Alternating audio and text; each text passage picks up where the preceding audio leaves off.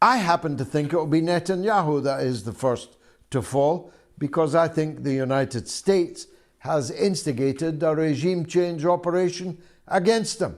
Who better to test that thesis on than the former head of the New York Times Middle East Bureau, the one and only wonderful Chris Hedges. Chris, as always, welcome to the mother of all talk shows. What about my thesis there? These events in Israel have all the hallmarks, to me, of the US deciding to get rid of Netanyahu. Do you see it that way?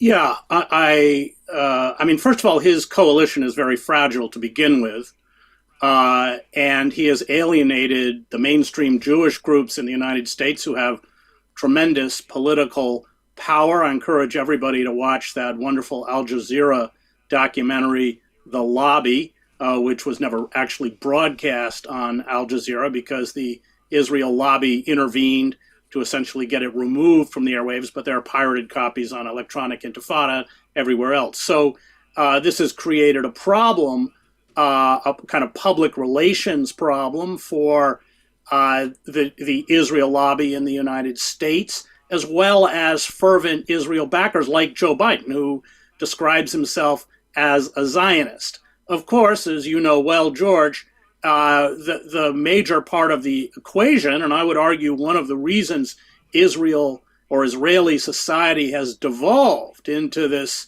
kind of competing authoritarianism between secular figures like Netanyahu and hard-right religious zealots, is the occupation. And we can laud Israelis for clogging the streets of Tel Aviv, but that Palestinian issue, which I think is really the root cause of the deformation of Israeli society, is never brought up. And of course, the ability to continue funding the Israeli military, I think they get about $3 billion a year in aid, the obsequious essentially acceptance by the State Department and the Biden administration of just about everything Israel does is very hard to continue given the kind of coloring of the clear corruption of the Netanyahu government, which is essentially destroying or ripping down the firewalls between the judiciary and the executive branch or the prime minister's office, so that he can save himself from being indicted for corruption charges. I think he has 3 cases brought against him. We see a lot on television of the demonstrations in Israel. We see nothing on television of the very, very much larger demonstrations in France, which tells me that the prevailing orthodoxy approves of the demonstrations in Tel Aviv and disapproves of the demonstrations in France. The alliance between the United States and its European NATO partners is beginning to look a little less secure, isn't it? The government of France may very well fall. If Macron doesn't fall, he will certainly have to abandon key parts of his program in government and will not easily be able to write any more big checks for Ukraine. Do you think the US oligarchy will be nervous about just how secure their allies now are in power in Europe? Yes, although, of course, they are one of the engines for the political, social, and economic problems that are besetting countries like the UK, Germany, and France. It's Europe that's paying the price for the Ukraine war. I mean, especially Germany, in terms of the skyrocketing energy costs, the destruction of the Nord Stream pipeline, which may have served U.S. geopolitical interests, but was a devastating blow to the German economy. So this is all created really out of Washington, or NATO, which is just a puppet of Washington. And yes, they have essentially orchestrated events around Ukraine that weaken and undermine the very allies that they rely on. So yeah, I think that's an astute point, and they're nervous whether they understand or whether I don't see them retracting from this infusion of. I mean, the United States has committed $113 billion in military and humanitarian assistance to Ukraine. That's almost twice the budget of the State Department, which is $60 billion a year. I think it's more than the military budget of Russia, if I have that right. It is indeed more than the total military budget of Russia. Now, the latest out of Kiev from Zelensky talking to an American newspaper is that if he loses Bakhmut, he may have to compromise with Russia.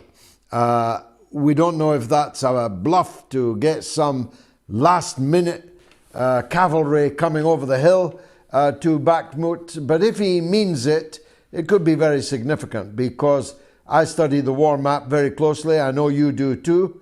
Bakhmut is now a tiny few square kilometers of industrial plant in the center of the city. The rest has been taken by the Russian forces and by the Wagner PMC forces. And there's actually no way out now for the Ukrainians left there.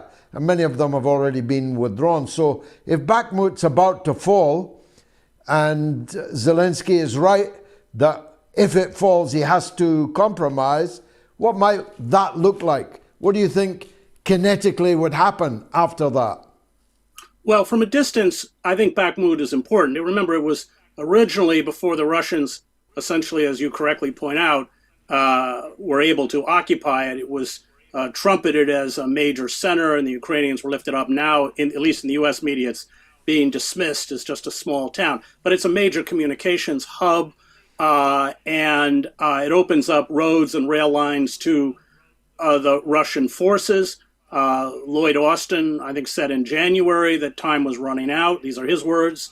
For the Ukrainians, that's why they've thrown all this sophisticated military hardware at Ukraine. It's kind of a desperate Hail Mary. I was in the last tank battle with M1 Abrams in the war in Iraq. Those are extremely difficult machines to operate. They require constant support teams, and they are also very unforgiving. Any kind of mistake in an M1 Abrams can be lethal, and then you don't have adequate air cover in and of itself. So I think even the NATO officials know that some of the equipment, and in particular these kinds of tanks, are not going to turn the tide of the battle. I'm not sure whether it's just essentially a kind of propaganda ploy.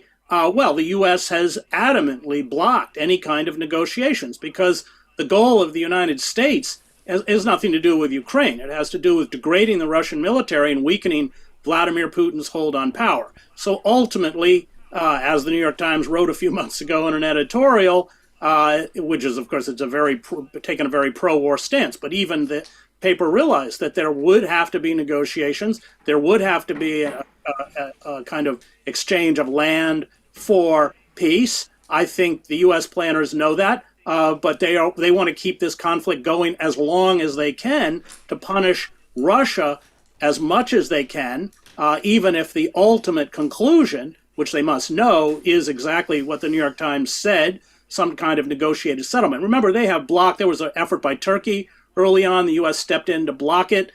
When China made noises recently about negotiated settlement, it was shot down by Blinken and the State Department. I covered many proxy wars in my 20 years overseas.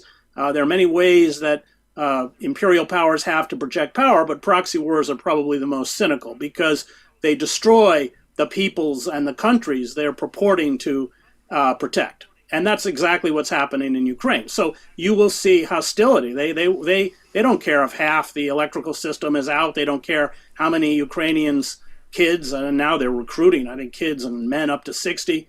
They don't care. I mean, that their geopolitical goals are very cynical, and in the end, they're quite happy. This happened in all sorts of proxy wars I covered, including with the Kurds. They're quite happy to sell these people out when it serves their interests, and that's what we're seeing. Sure. Of course, I take all those points. That is the way the empire behaves, any empire. But from the point of view of Zelensky, and if not he, then he who comes after him, because if the objective reality is that after Bakhmut they're beat, and that's essentially what is now being said in the military blogs and so on, for the reasons you adumbrated. If it's Bakhmut, then we're beat. Then if you don't make a deal, you lose absolutely everything. The Russians take absolutely everything. Now, that might not trouble the US. It might not even trouble Zelensky. He has bolt holes to flee to.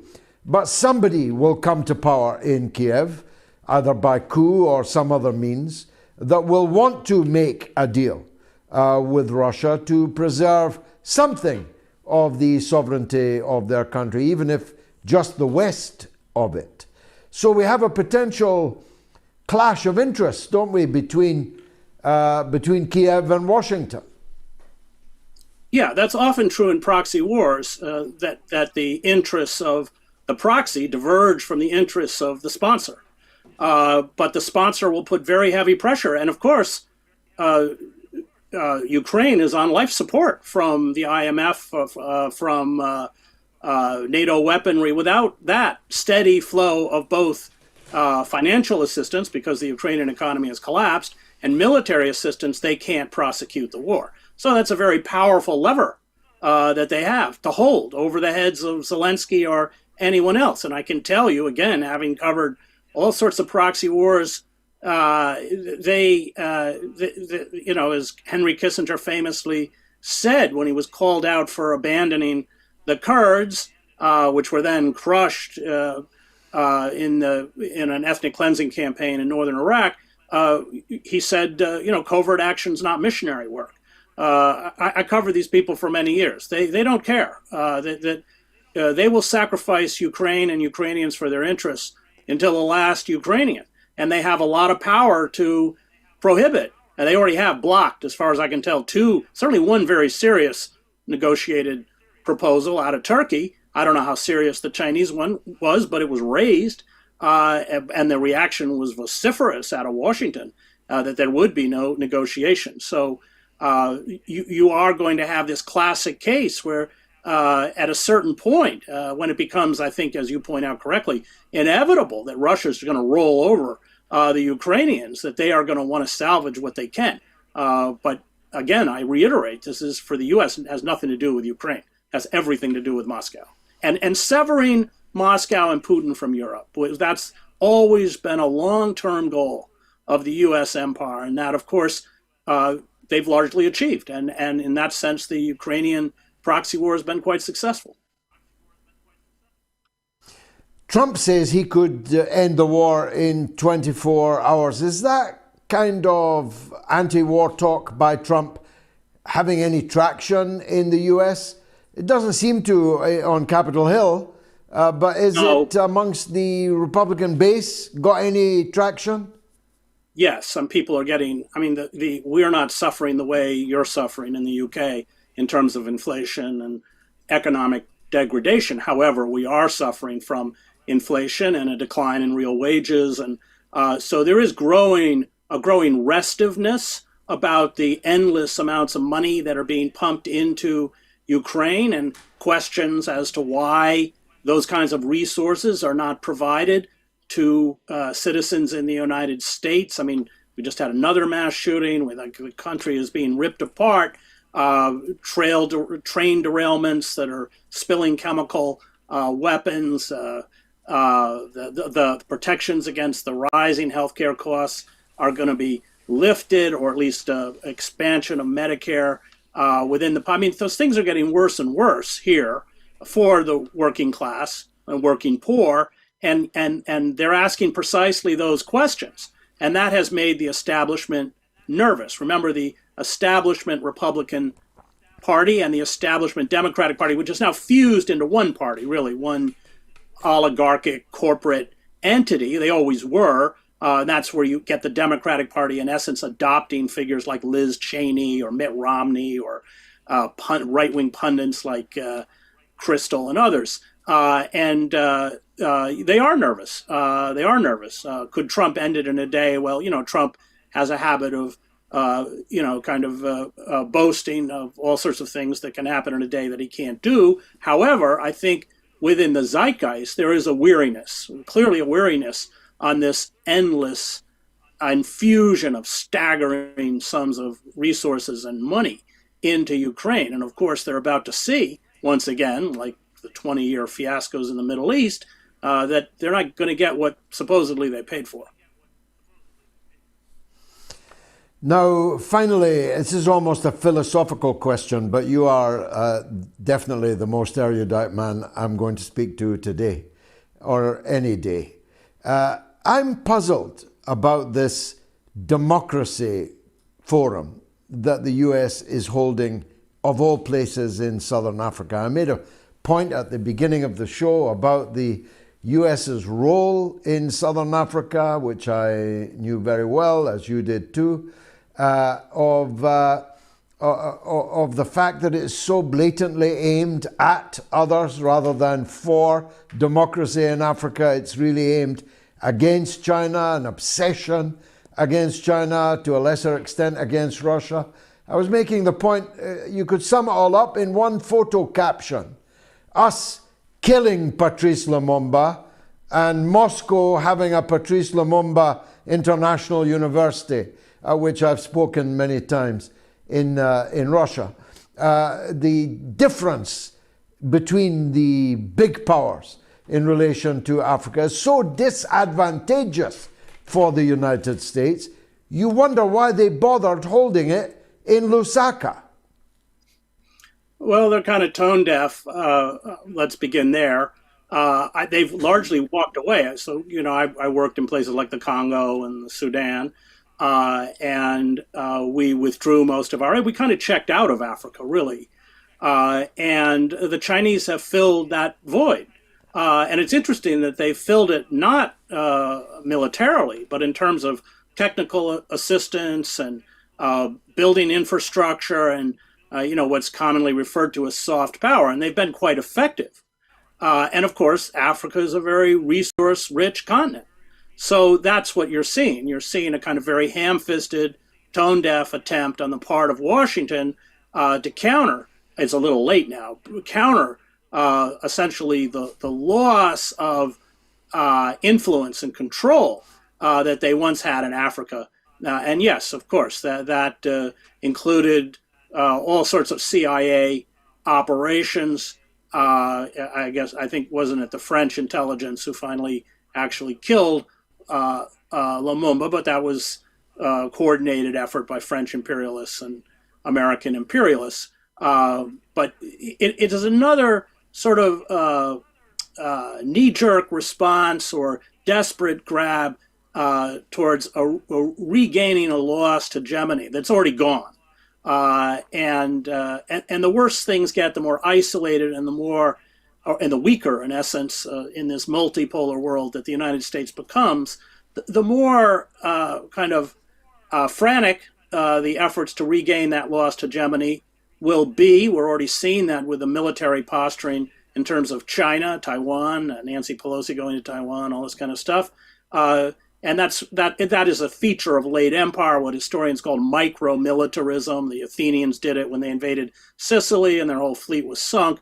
And then the empire fragmented. And then, of course, the assault on the dollar will be the death blow, because once the dollar is no longer the world's reserve currency, and we're seeing a steady retraction or moving away by countries from the dollar, then the collapse of the dollar, like the pound sterling in the 1950s, will essentially make it impossible to sell treasury bonds. Nobody will buy our debt, and we fund our empire largely through debt. So all of those 750 military bases we have around the world will have to be shut down. It will have a devastating effect on the American economy. So we're seeing the last days of empire, and in the last days of empire, there are often these, desperate, I would call it, attempts to regain what has been lost forever. And that I think really kind of sums up what we're seeing in Africa. A time of monsters. You're a scholar and a gentleman as always. Chris Hedges, thanks for joining us on the mother of all talk shows.